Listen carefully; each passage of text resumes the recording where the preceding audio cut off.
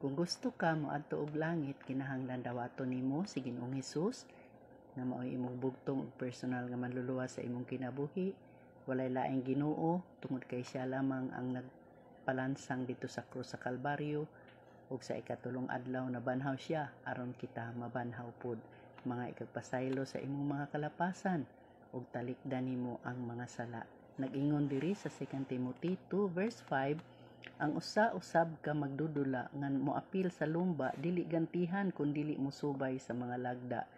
So naatay mga rules kay kung dili ta musubay ma-foul ta, dili ta kaabot og langit.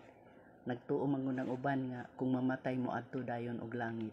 Dili baya tanan tawo nga og mamatay mo adto og langit. Kinahanglan naa siya'y rules, dawaton gid nimo ang Ginoo nga mao'y imong bugtong ug personal nga manluluwa sa imong kinabuhi ug mga ikagpasaylo ug talikdan nimo ang sala.